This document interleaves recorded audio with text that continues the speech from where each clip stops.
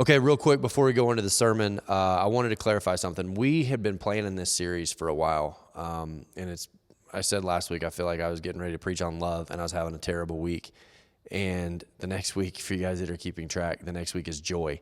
And if you've been keeping up with anything that's going on in the world this week, I'm having this moment of like, is this the wrong time to be preaching this? Is this the wrong time in the world to be preaching about joy? And I just want to be very clear before we go into the sermon. It's almost like the circumstances that we're seeing this week have brought a deeper understanding to it. It's as though God, coordinated. I had no clue what the conditions were going to be when we planned this out. And yet it's like God coordinated this series. And so I want to tell you that I feel it more deeply than I had anticipated. And that's exactly what I'm hoping. But I don't want you to think that we're just ignoring the current events in the world by preaching about joy. I hope it does for you what it does for me, that by the end of it you go, oh my gosh, it's almost as though the circumstances have brought about a deeper flavor in the word in a sense. So just precursor, and we'll get into the sermon. We are in a series about Plato's cave, and to catch everybody up, if you're just checking in on this series, there are two previous, but for this week, Plato described consciousness and reality like this, is that it's like a cave where the prisoners have been chained their whole lives, and everything they know about reality is based on the shadows that they see on the wall. And so they're left to sort of guess or fill in the blanks when they see the shadows in the wall, and they don't really understand the relationship, but because it's all they've ever seen, that becomes reality. And in Plato's description of consciousness, it's if somebody were to leave the cave and go out and experience the world, now two things would happen. First, they would understand the shadows better. And secondly, they would understand reality. And so if they were to come back and try to explain consciousness, there would be a challenge. And that's his explanation. We're trying to decode, in this series, we're trying to decode what is real. What is, as we're looking through the world, the way that the lens that we have, in a sense, we're looking at the walls and the shadows, and we're trying to infer what is true. And we're breaking this series down. It's a series about the fruits of the Spirit, but we're breaking the series down into two veins of thought. Is the blue pill, if you're a Matrix fan, which I'm not, but the blue pill being that the world is all about conquering and all about power structures, and it's all about opportunity to conquer. You've got your conquerors throughout history, but then you also have your modern day conquerors, warriors for what we call justice, but it's all about winning. It's about winning the debate. It's about winning the argument. It's about getting more and having more and being more. And it's not just about being successful. Sometimes it's about bringing power and truth to the success. I mean, it is possible to live your whole life through the vein of conquering. And the other option, the red pill in this case, would be wisdom. That what you realize is, wait a minute, that if I can set down my addiction to conquering, what I find is that sometimes there's wisdom that's been available this whole time that's deeper and richer and more beneficial. And so what the fruit of the Spirit, the reason this series, and we've done a fruit of the Spirit series before, but the reason that it's something to keep revisiting is that the word says, if you're trying to decode life in the midst of all the chaos that we're seeing, if you're trying to decode life, there's a good indication that these are things that you should be seeing. You should be seeing love produced, benevolent, love to the benefit of others. You should be seeing that produced in your life. And I will tell you, that is very hard to live a life of conquering and a life of benevolence at the exact same time. See how this works? It depends on the authority that the Bible holds in your life, because the second one is joy. And I feel like I've got my work cut out for me, because the truth is joy. It's a weird time to be talking about joy. I do something every now and then, and I don't invite anybody, I don't ask anybody to come with me, and I don't tell anybody I'm going to do it. But there are times I will sit in the church here in Powell, Butte, interestingly enough, just completely empty, completely by myself. And I grew up in church, and so my experience with church was, I know we're about to see smiles on faces, old wooden pews. And those wooden pews that were just uncomfortable, and you couldn't rock or they would make noise. And they had these little slats in the back of the wooden pews. And this is bringing back memories for some of you guys, I know, but these wooden little slats, and there was hymnals, and somebody would get up, usually a volunteer, and they would say, turn to page, whatever the case may be. And you would turn to that page, and it, how we ended up not being able to read music as adults, I don't understand, because all the chords are listed right there. And little wooden pencils, there's a little wooden pencil slot, and you'd put it in there, and the pencils were always dull. And that was my roots. That's where I grew up in. And it's amazing to me that when I sit in the church today, every church had this table right in front of where the pulpit was, and it said, do this do in remembrance of me. And they're just staples of old church culture that we grew up in that we don't see in our church, that we don't have at Shiloh. And the world is changing, and I know that church is changing, but every now and then you get those glimpses. It's like, oh, that's right. That's what we're doing. And there was a song that we used to sing, and I talked to media guys. I talked to Jacob and Levi today, and I added this little part of like, yeah, remember we used to sing the second half of this, and they hadn't heard it. So the first half is the joy. Remember, I've got the joy, joy, joy, joy down. Yeah, everybody knows that song. Where down in my heart is usually a children's church song. And then I guess this is a Southern thing, because the Southern, hemisphere of the U.S. added, and if the devil doesn't like it, does anybody else? We're going to have a split. I can tell already we're going to have a split audience on this, that if the devil doesn't like it, he can go. No. It's like we can't even sing about joy without adding an element of conquering, without enjoying. We get joy. We enjoy making sure that we can conquer, and we bring conquering into everything. Here's the problem. We even bring conquering into the church so that we are the most satisfied with our religion when we know that we're succeeding over the bad guy. James chapter 1, 2, 3, and 4 says this. It says, consider it pure joy, my brothers and sisters, whenever you face trials of many kinds. Already, we're not off to a great start, because if we're talking about joy, you wouldn't think that they would include words like trials. Trials of many kinds, because you know that the testing of your faith produces perseverance. Let perseverance finish its work so that you may be mature and complete and lacking nothing. Interesting words when you're talking about joy. Trials, perseverance, maturity.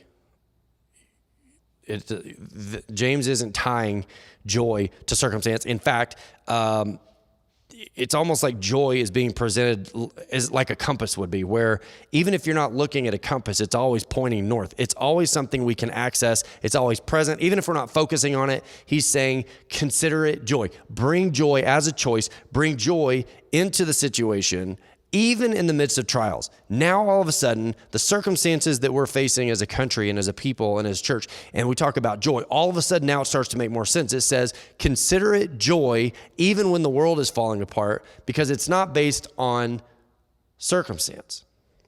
It's something that we can access even in the midst of bad circumstances. It operates outside the perimeter.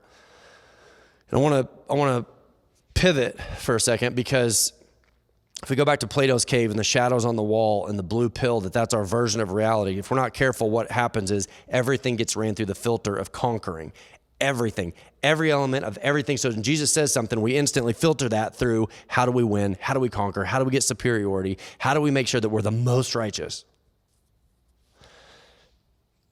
There are things that, as you're looking at joy through the word, there are things that are obvious killers of joy. There's a pretty well-known thought that one of the killers of joy, one of the things that's a thief of joy, and you probably already ahead of me, some of you probably already said it, but one of the things that kill joy is comparison. And the reason that comparison kills joy in the life of so many people is because we equate joy with conquering. That when we're winning, we're happy. When we're superior, we're happy. Things are going well, we're happy. We can even get through bad times as long as we know how we're going to win in the end. And what comparison does is it looks around and it sees everybody who's doing better than us, and the minute we don't feel like we're conquering, joy's gone. Psalms chapter 1, verse 1. I hate so much about what I'm going to say, because, again, it seems like this is a theme in my life lately. The stuff that I am preaching on is also stuff that is a personal thin spot. It's something that I personally struggle with and I'm not very good at. Listen to this.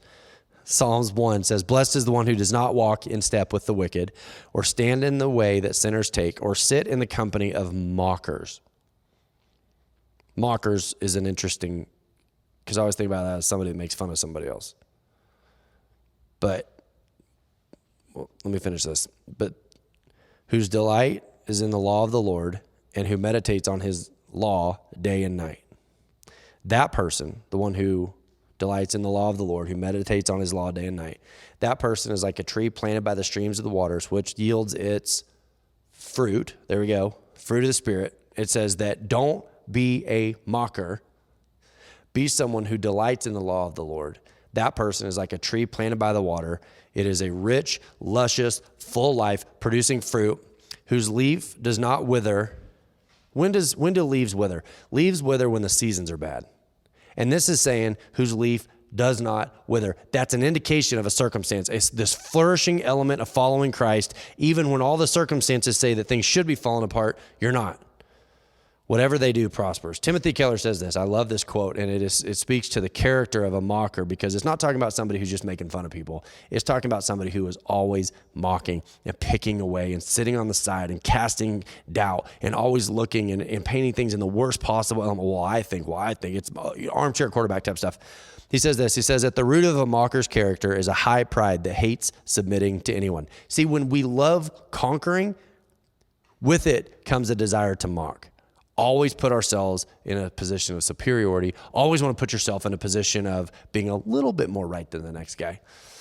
High pride that hates submitting to anyone. Their strategy is to debunk everything, acting very smug and knowing in the process. Mockers, though fools, appear to most eyes as worldly wise and highly sophisticated. It is so easy to disprove everything. Oh, that's not true. Oh, that's not true. Because you never have to prove what is true. Sometimes, in an election, careful, someone will say, you did this, this, this, and this wrong. And they look really smart. You did this wrong. You did this wrong. You did this wrong. Well, what would you do? And so sometimes that person gets elected and then we find out. It is so much easier to be a mocker than to be a producer. Mocking is cheap. Mocking is easy. And mocking is very close to my nature. And I like it. I enjoy it. You go, wait a minute. I thought you said we weren't supposed to do it. That's what I'm saying. That's the problem, is that sometimes mocking feels good because it makes you look smart even to yourself. If we're going to decode the relationship of joy, there are three things. If you're taking notes, there's three things that you've got to sort of understand the relationship between: mocking, conquering, and joy. If you can understand the triangle between mocking, conquering, and joy, then it makes it a lot shorter road to decode what is true and what isn't. Okay.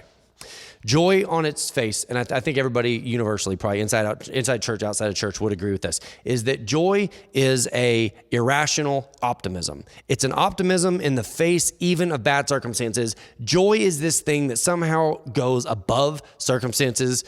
We flew back from Phoenix yesterday, and there's clouds, and it's going to rain, and it's stormy until what? You pop up above the clouds. And that's what joy seems to be able to do. Joy seems to have this ability to pop up above the clouds, and even though there's a storm going on, still exist like north on a compass.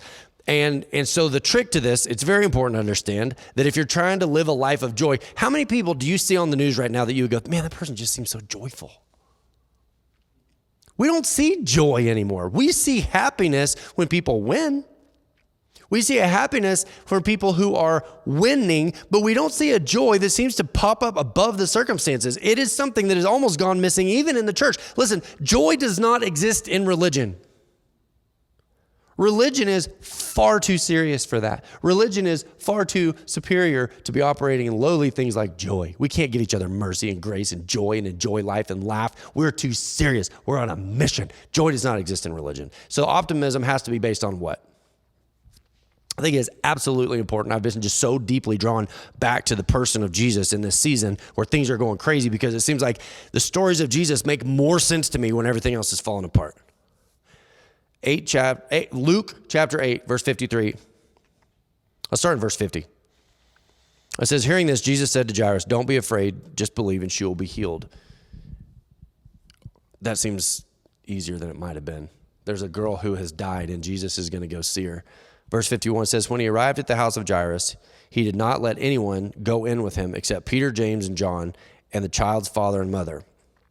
Meanwhile, all the people were wailing and mourning for her. Stop wailing, Jesus said. She is not dead, but she's asleep. Now, keep in mind, Jesus just said a very bold statement, because having been around a lot of animals in my life, here's one of the things that you get used to is that you know when something's dead. You know, you just get a sense of like, okay, there is sick and then there is dead. And usually it's not hard to tell the difference. And so Jesus says she's not dead. He was going in the face of the circumstances. And it says this, they laughed at him knowing that she was dead. People are what? Mocking Jesus. Oh yeah, right. Oh, here's the problem. We are so quick to mock because we don't want to be on the losing team. We don't want to be proven wrong. We don't want to put ourselves out there. We don't want to expose ourselves. We can't do something stupid. We can't enjoy the joy of a moment. We have to make sure that we're aligned with a winning team. So when Jesus says something preposterous, they mocked Jesus. But he took her by the hand and said, my child, get up. Her spirit returned, and at once she stood up. They mocked him, but why? But why? I think in my own personal life, and I think in our lives, our joy is always connected to our ability to conquer, to win a debate, to win an argument, to win a scenario, to be on the winning political side, whatever the case may be. And if we're not careful, we develop a conquering addiction where it's literally the only thing that we want. We want to win, and we want joy today, so when do we have to win? Today, this argument, this debate, this moment, I have to be winning today or else joy is missing. Like, it's really hard to follow the call of joy whenever it leads you through a season of loss. See, if we love wisdom, we've already talked about this the last few weeks, but when you love wisdom, it takes you through a season of losing. How do we find joy in seasons, in dark seasons of loss? Listen to this. It gets even heavier. Mark chapter 27, verse 27 says, then the governor's soldiers took Jesus to the praetorium and gathered the whole company of soldiers around him. They stripped him and put a scarlet robe on him, and then twisted together a crown of thorns and set it on his head. This is Jesus, the source of joy during the crucifixion. It says they put a staff in his right hand, and then they knelt in front of him and they mocked him. There it is again. Hail, King of the Jews, they said. They spit on him. They took the staff and they struck him on the head again and again. After they had mocked him, they took off the robe and put his own clothes on him, and they led him away to crucify him. It almost seems to me, as hard as that is to fathom, Jesus and everything that he endured at the crucifixion, it almost seems to me that they're mocking a Jesus who has failed to conquer in the moment. That the world has gone so sideways, and they said, we don't want a leader who is meek and loving and benevolent. We don't want that. If you can't even win today, how could we put any amount of trust in you? It's like we have this conquering addiction again, mocking a Jesus who seemed to lack the power to conquer. And as we're trying to decode joy in this season of struggle, how do we find a joy that goes beyond circumstances? So easy to mock. It is so easy to go, yeah, now look at your decisions. Now look at your choices. Look at what you've done. See, it's so easy to sit on the sidelines. It's so easy to go, I wouldn't have dropped that pass. I wouldn't have made that play. I wouldn't have made that decision. It is so easy to sit in the seat of mockers because you never have to prove anything. You're not a producer. You're a mocker. This is Jesus being crucified, and what were they doing? They were mocking him, and they were saying, well, that's not what we would do if we were you. If you were who you say you were, you would do it the way that we would want you to do it. If I go back to what I said in the beginning about a joy that can be accessed, but it may not always be in focus, like a compass, like you feel like you're in a wave, the compass still knows which way is north, even if you're not focused on it. See, it's something you can access. It's always present. It's just not always in focus. And I will say this.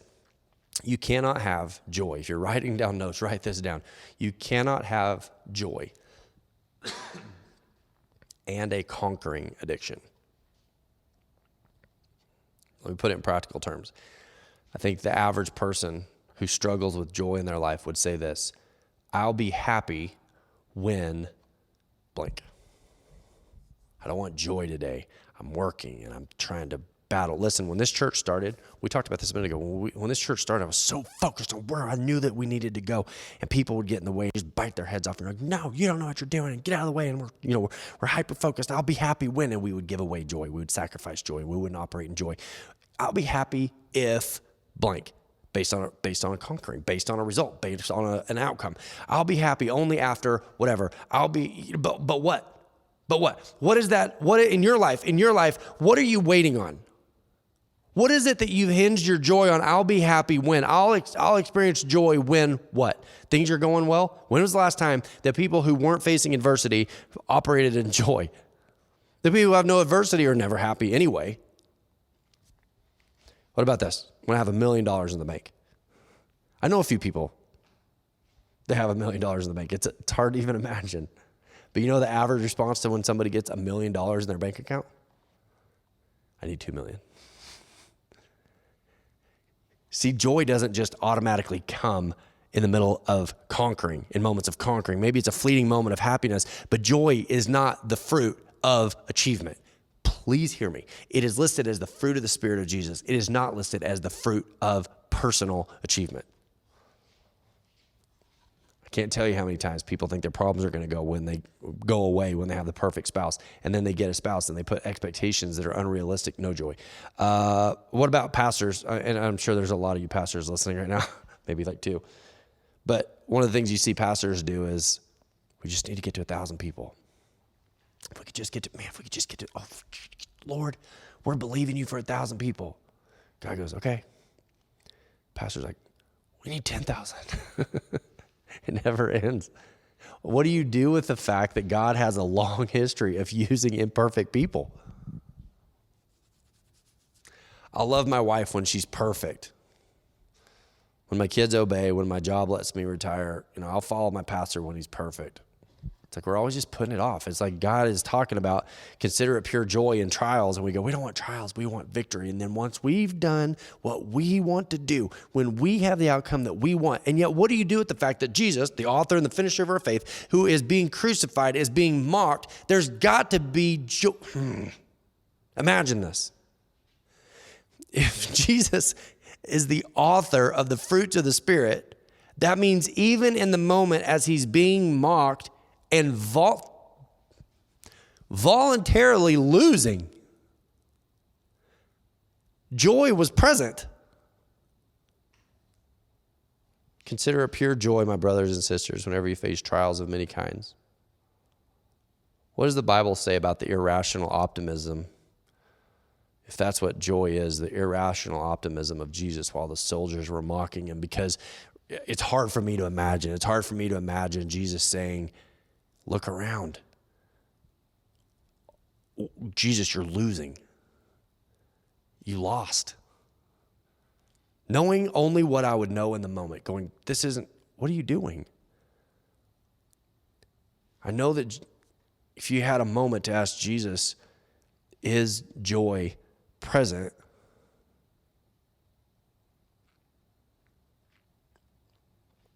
I know that he would have said yes. That's the kind of joy that we need to decode, that we need to understand. That's the kind of joy that requires that we go outside the cave and go, then I need a deeper revelation. I need the love of wisdom, not the love of conquering. I need to know what joy looks like even in the season of losing. Hebrews chapter 12 answers it. Listen to this.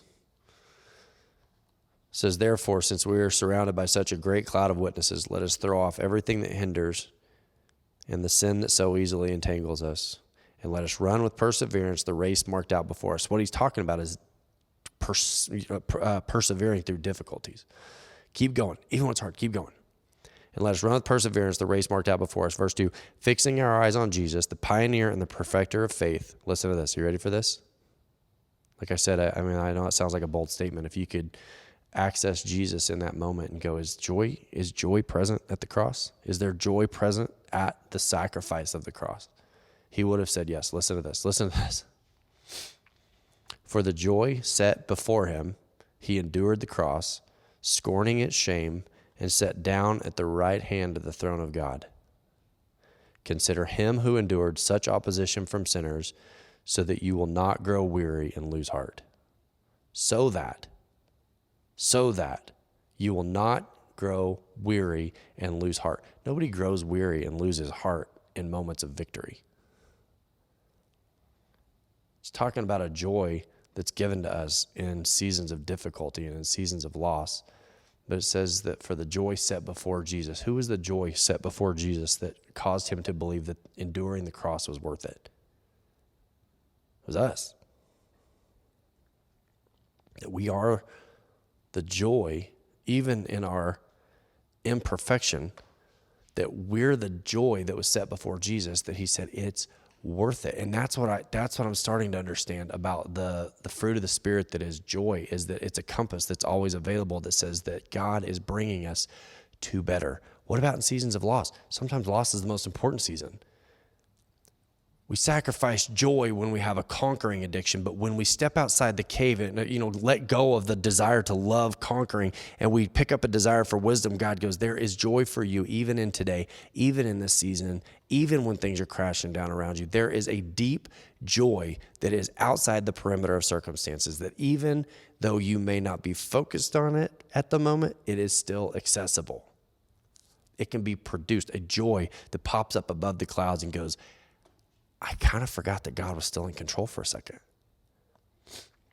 I kind of forgot that I'm called to a life that goes above my circumstances. I forgot that I'm called to this group as this church to transcend what I understand about circumstances and be something somehow better than what I feel in my most natural state. How am I the joy that was set in front of Jesus? And he said, you were worth it. I saw the difficulty as worth it. And you were that moment. I can't put that into words. I can't explain that in a sermon to where we can understand it. That as people in our imperfect state, Jesus said, I see you as worth it. You are the joy set before him. So that's a model. That's this model that goes, what do I do? How do I access a joy? And